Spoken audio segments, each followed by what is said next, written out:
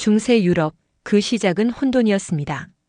476년 서로마 제국이 무너졌습니다. 제국이 사라진 자리엔 수많은 게르만족 왕국들이 생겨났습니다. 서고트족은 스페인에, 부르군트족은 롬강 유역에, 롬바르드는 북이탈리아를 차지했고 반달족은 북아프리카로 내려갔습니다. 프랑크족은 갈리아 북부에 자리 잡기 시작하죠. 이 시기는 말 그대로 작은 왕국들의 전성시대였습니다. 왕이라 해도 말 몇 마리, 병사 몇백 명 수준의 규모였죠. 무력과 협박, 혼인과 배신으로 이어진 복잡하고 불안정한 권력 지도 속에서 가장 강한 족장만이 살아남을 수 있었습니다. 국가도 군대도 법도 사라진 시대를 맞이했죠. 길은 무너지고 도시는 버려지고 더 이상 로마 시민이라는 이름도 남지 않았죠. 이제 사람들은 묻습니다. 누가 나를 지켜줄 수 있는가? 그 대답은 힘을 가진 자였습니다. 칼을 든 자, 성을 가진 자, 그리고 땅을 가진 자. 이때부터 유럽은 완전히 새로운 질서로 움직이기 시작합니다. 왕은 자신의 땅 일부를 귀족에게 나눠주고 귀족은 충성을 맹세하며 병력을 약속합니다. 귀족은 다시 그 땅을 기사에게 나눠주고 기사는 말과 갑옷을 갖추고 전쟁에 나서죠. 그리고 그 아래에는 농노가 있습니다. 이들은 영주의 땅을 빌려 농사를 짓고 세금과 노동으로 생계를 유지했죠. 대신 성 안에서 보호받을 수 있다는 약속이 있었습니다. 모든 계층이 서로 땅과 서약으로 얽힌 사회, 그게 바로 중세의 봉건제도입니다. 이 구조 안에서 왕은 절대자가 아니었습니다. 귀족의 지지를 잃으면 군대를 모을 수 없었고 기사가 등을 돌리면 전쟁에서 지는 건 시간 문제였죠. 그래서 중세 유럽은 왕이 명령하는 시대가 아니라 계약과 의무로 굴러가는 분권의 사회였습니다.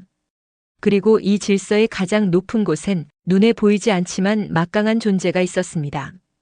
바로 교회. 교회는 이 봉건 질서를 신이 정한 질서라고 설명했습니다. 왕은 신의 뜻을 대변하고 농노의 고된 삶조차 구원의 길이라고 가르쳤죠. 그리하여 유럽은 칼과 신, 땅과 믿음이 얽힌 복잡한 세상으로 재편됩니다. 그 한복판에 한 게르만 부족이 등장합니다. 프랑크족. 라인강 근처에서 떠돌던 이 부족은 갈리아 지역으로 내려오며 쇠락한 로마의 자리를 차지하기 시작합니다.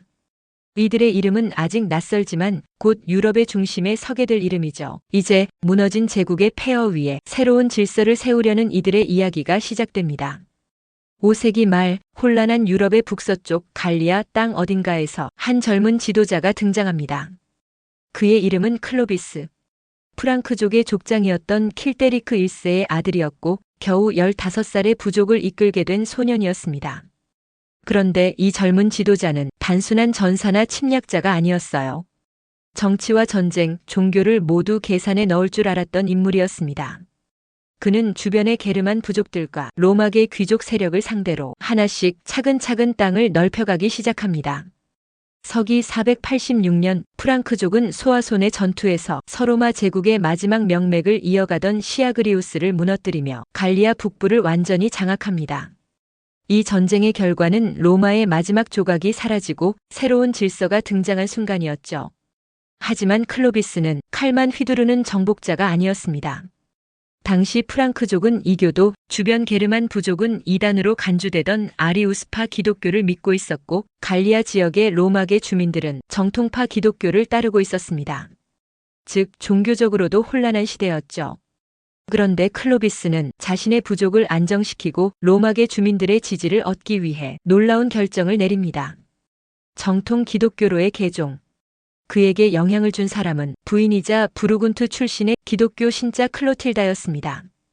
그녀는 줄곧 남편에게 세례를 받으라고 권했지만 클로비스는 쉽게 움직이지 않았죠. 그러다 결정적인 사건이 벌어집니다. 프랑크족은 알레만족과 전쟁 중 패배 직전까지 몰리게 됩니다. 절박한 순간 클로비스는 하늘을 향해 기도합니다. 그리스도여, 저를 도우신다면 당신을 믿겠습니다. 그날 전세는 뒤집혔고 프랑크족은 승리합니다. 그리고 전쟁이 끝난 뒤 클로비스는 결단을 내립니다.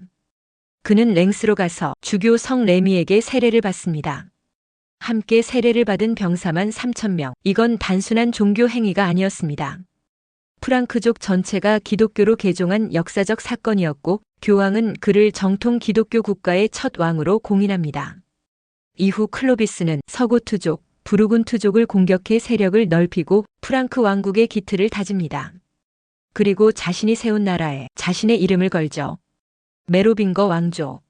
칼과 신앙을 함께 쥐고 새로운 질서를 만든 사람, 그리고 유럽 최초의 기독교 왕국의 문을 연 사람. 그가 등장하면서 유럽은 고대와는 전혀 다른 중세라는 이름의 시대로 들어섭니다. 위대한 왕이 떠나고 나면 그 왕국은 어떻게 될까요? 클로비스가 세상을 떠난 건 511년. 그가 만든 프랑크 왕국은 넓었고 강했고 무엇보다 신의 축복을 받은 왕국이었죠. 클로비스는 아들 넷을 남겼습니다. 테오도리크, 클로도미르, 킬데베르트, 클로타르. 그리고 그 넷에게 왕국을 똑같이 나눠주죠. 오늘날 관점에서 보면 나라를 4등분한다고 싶지만 이건 당시 게르만 전통이었습니다. 땅은 아버지의 유산이자 개인의 소유, 그러니 아들들이 똑같이 나누는 게 당연했죠. 하지만 그게 문제였어요. 왕국은 4조각으로 나뉘었고 형제들은 곧 서로를 믿지 않기 시작합니다.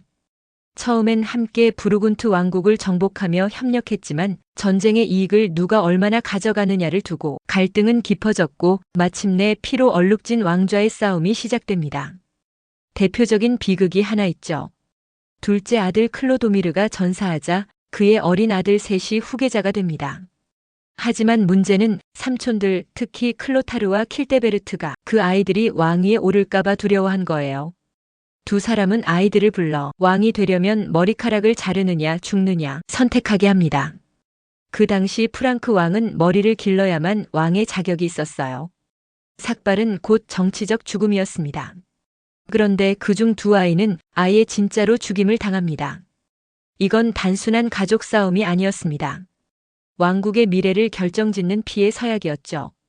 결국 넷 중에서 살아남은 건 막내 클로타르 1세, 형제들의 땅을 하나씩 흡수해 다시 왕국을 통일합니다. 하지만 통일은 오래가지 않았습니다. 클로타르가 죽자 그의 아들들도 똑같이 나라를 나눠 가지며 싸우기 시작하거든요. 이렇게 프랑크 왕국은 끊임없는 분열과 재통합을 반복하며 점점 세계의 핵심 지역으로 정리됩니다. 네오스트리아, 오늘날의 프랑스 북서부, 오스트라시아, 독일 서부와 벨기에, 부르군트, 프랑스 동남부, 롱강 주변, 이 세 나라는 서로 싸우고 동맹하고 서로의 왕을 죽이고 조카를 왕으로 세우기도 하며 정치적 미로 속을 헤맵니다. 그러는 사이 왕들은 점점 무력해졌고 진짜 권력은 다른 사람들에게 넘어가기 시작합니다. 바로 궁정장관 마요르 동무스입니다. 원래는 왕의 행정보좌 역할이었지만 점점 왕보다 더 많은 병력을 움직이고 더 많은 결정을 내리게 되죠. 그리고 그 장관직을 세습하던 한 가문이 있었습니다. 바로 카롤링거 가문. 이 가문이 처음 역사에 등장한 건 궁정장관 피핀 2세, 그리고 그의 아들, 중세 유럽의 판도를 뒤집어 놓을 사나이 카롤루스 마르텔. 그는 왕도 귀족도 아니었지만 전쟁에선 누구보다 강했고 특히 732년 투르와 푸아티의 전투에서 이슬람 군대를 격파하며 기독교 세계를 구한 자로 불리게 됩니다. 하지만 마르텔은 왕이 되지 않았습니다. 그의 아들 피핀 3세, 우리가 소 피핀이라고 부르는 인물이 이제 본격적으로 움직이기 시작합니다. 피핀은 묻습니다. 진짜 통치자는 왕이 아니라 나 아닌가? 그리고 그는 이 질문을 교황에게 던집니다. 누가 진정한 왕입니까? 이름뿐인 왕입니까? 아니면 나라를 실제로 다스리는 자입니까? 당시 교황은 자카리아 1세. 그는 분명하게 대답합니다. 진짜 왕은 실제로 다스리는 자다. 이 말 한마디에 모든 것이 바뀝니다. 751년 피피는 교황의 승인 아래 형식적인 왕 킬데리크 3세를 폐위시키고 스스로 프랑크 왕에 오릅니다. 그리고 그를 축복한 사람은 바로 교황이었죠. 왕권은 교회의 축복으로 완성된다. 이 공식이 처음 생긴 순간입니다. 그의 아들, 바로 샤를마뉴, 라틴어로는 카롤루스 마그누스, 위대한 찰스라는 뜻입니다. 768년 샤를마뉴가 왕이 되자 프랑크 왕국은 급격히 달라지기 시작합니다. 그는 단순한 왕이 아니었습니다. 전쟁의 영웅, 기독교의 수호자, 그리고 제국의 창건자였죠. 그는 남쪽으로 롬바르드 왕국을 정복하고 동쪽으로는 작센족을 상대로 30년 전쟁을 벌이며 기독교를 강제로 전파합니다. 서쪽으로는 피레네 산맥을 넘어 스페인 변경지대까지 확장하죠. 그의 군대가 지나가는 곳마다 수도원과 교회가 세워졌고 정복은 곧 신앙의 확산이었습니다. 하지만 가장 상징적인 순간은 따로 있습니다. 800년 12월 25일 샤를마뉴는 로마 성 베드로 대성당에서 성탄 미사에 참석하고 있었죠. 그런데 그 순간 교황 레오 3세가 갑자기 샤를마뉴의 머리에 황제의 관을 씌웁니다. 그리고 외칩니다. 하나님께서 부여하신 위대한 로마 황제 샤를마뉴 만세. 그 순간 서로마 제국이 무너진 지 300년 만에 유럽에 다시 황제가 등장한 겁니다. 신성로마 제국 그 시작이었죠. 이건 단순한 대관식이 아닙니다. 황제는 교황이 세운다. 이 상징이 유럽의 권력 구조를 뒤흔들게 됩니다. 샤를마뉴는 그 상황에 당황했지만 그의 제국은 곧 유럽 전역을 하나의 질서로 묶어냅니다. 그는 수도 아엔에 궁전을 세우고 순회 감찰관을 파견해 지방을 통제했으며 학문과 문화를 부흥시킨 카롤링거 르네상스를 이끌죠. 그의 통치는 칼과 책, 그리고 신앙이 함께했던 시대였습니다. 하지만 제국은 오래가지 못합니다. 814년 샤를마뉴가 죽고 그의 후계자 루투비히 1세가 왕위를 잇지만 그 아들들 사이에서 다시 분열이 시작됩니다. 843년 베르댕 조약, 제국은 셋으로 나뉩니다. 서프랑크 왕국 프랑스의 시작, 동프랑크 왕국 독일의 시작, 중프랑크 왕국 알자스, 롬바르디아 등 샤를마뉴가 한 손으로 통합한 유럽은 이제 세 갈래로 나뉘어 또 다른 싸움을 시작합니다. 하지만 하나는 분명합니다. 그가 만든 제국과 그가 쓴 황제의 관은 그 뒤로도 1000년 동안 유럽의 질서와 권력 구조를 좌우하게 됩니다. 샤를마뉴가 쓴 황제의 관, 그 상징은 유럽 전체에 강력한 메시지를 던졌습니다. 황제는 교황의 손에 의해 탄생한다. 이건 단지 예식이 아니었어요. 이 순간부터 중세 유럽은 신의 권위와 세속 권력, 즉 교황과 황제, 이 두 힘이 서로를 인정하면서도 끊임없이 경쟁하는 시대에 들어섭니다. 시간이 지나며 황제와 교황의 긴장은 점점 깊어지죠. 결정적인 충돌은 바로 하나의 질문에서 시작됩니다. 주교를 누가 임명해야 하는가? 당시 주교와 수도원장은 단순한 종교인이 아니었어요. 그들은 토지를 소유했고 병력을 거느렸고 왕국의 통치에도 깊이 관여했죠. 그러니 황제는 말합니다. 영지는 내가 주니 임명권도 내 것이다. 하지만 교황은 단호하죠. 주교는 신의 종이다. 임명은 오직 교회의 권한이다. 이 싸움이 바로 중세 유럽 최대의 권력 투쟁, 서임권 투쟁입니다. 이 갈등이 폭발한 건 11세기 후반 두 인물이 정면으로 충돌합니다. 교황 그레고리우스 7세, 그리고 신성로마 제국 황제 하일리히 4세. 1075년 교황은 어떠한 세속 권력도 주교를 임명할 수 없다 라는 서임권 금지령을 발표합니다. 황제 하일리히는 반발하며 밀라노에 자기 사람을 주교로 앉히죠. 그러자 교황은 1076년 하일리히를 파문합니다. 중세에서 파문은 단순한 종교 조치가 아닙니다. 왕권 자체가 부정되는 행위였어요. 신의 은총에서 벗어난 왕에게 더 이상 충성할 의무는 없다. 즉 귀족들은 왕을 따르지 않아도 되고 왕국은 안에서부터 무너지기 시작하는 겁니다. 압박을 받은 하일리히는 결단을 내립니다. 겨울 알프스를 넘어 이탈리아 북부의 작은 성 카노사로 향합니다. 1077년 카노사의 굴욕, 눈 덮인 카노사 성 앞, 하일리히 4세는 맨발에 누더기 옷을 입고 3일간 눈 속에서 서 있었죠. 용서를 구하기 위해서 마침내 교황은 그를 용서합니다. 그리고 파문을 철회하죠. 하지만 그 장면은 중세 유럽 전역에 엄청난 충격을 줍니다. 황제도 신 앞에서는 무릎 꿇는다. 하지만 이 싸움은 끝나지 않았습니다. 하일리히는 로마로 군을 이끌고 진격했고 교황을 축출한 뒤 자신의 사람을 대립 교황으로 세우죠. 교황과 황제의 충돌은 단순한 권력 다툼이 아닌 유럽 질서 자체를 흔드는 싸움으로 번져갑니다. 그런데 이 와중에 교황의 권위는 또 한 번 강화됩니다. 1095년 클레르몽 공의회 교황 우르바누스 2세는 성지 예루살렘 탈환을 외치며 유럽 전체에 십자군 소집령을 발표하죠. 하느님의 뜻이다. 그 한마디에 유럽 각지에서 수천 명의 기사, 병사들이 신의 이름 아래 모여듭니다. 십자군 전쟁, 그것은 단순한 전쟁이 아니라 교황이 유럽 전체를 움직일 수 있다는 증거였습니다. 하지만 권력은 절정에서 균열이 시작됩니다. 십자군이 길어질수록 교황의 명분은 약해지고 황제와 귀족들의 독립성은 커지죠. 수십 년의 서임권 논쟁은 결국 1122년 보름스 협약으로 마무리됩니다. 주교는 교회가 선출하고 황제는 세속 권한을 승인하는 방식, 정치와 종교의 분리, 그 씨앗이 처음 뿌려진 순간이었습니다. 이제 유럽은 황제와 교황이 서로 견제하고 협력하는 복잡한 권력 구조로 들어섭니다. 그 중심엔 언제나 왕과 귀족 그리고 교회가 있었습니다. 그리고 어느 순간부터 그 구조가 흔들리기 시작합니다. 무너지는 건 하루아침이 아니었지만 그 징후는 분명했죠. 첫 번째 균열은 교황권의 몰락이었습니다.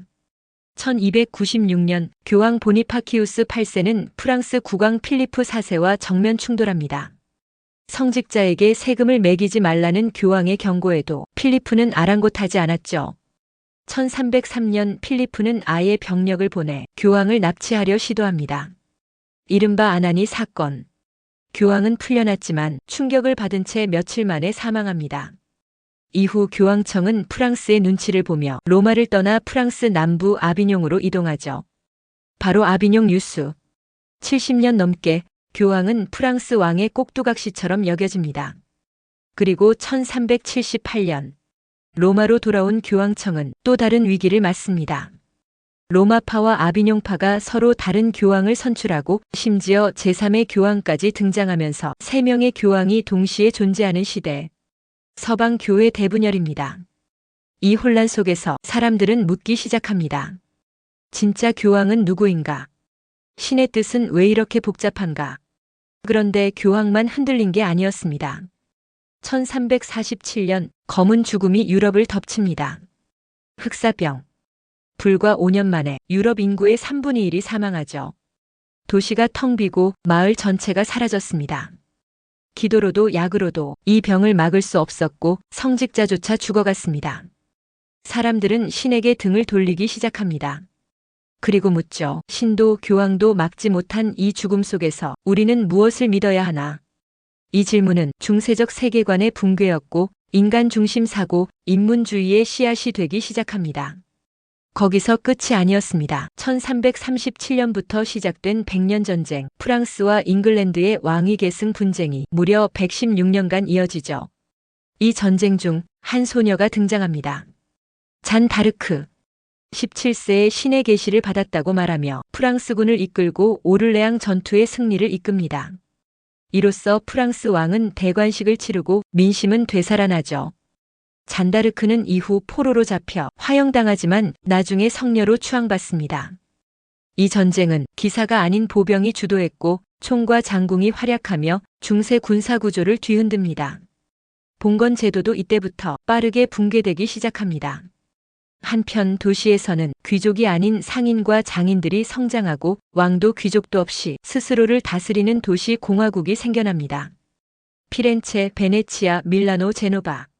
이 도시들에서 새로운 사상과 예술이 싹트기 시작하죠. 고대 로마와 그리스의 문헌을 다시 읽고 신이 아닌 인간의 이성과 삶을 중심에 놓는 사고, 우리는 그것을 르네상스라 부릅니다. 부활이자 새로 태어남. 중세는 끝났습니다. 교회는 절대적이지 않았고 왕은 동의를 구해야 했으며 사람들은 더 이상 구원만을 바라보지 않았습니다. 지금 여기 인간과 세상에 대한 질문이 시작된 시대. 그 끝자락에서 유럽은 새로운 눈을 뜨기 시작한 거죠.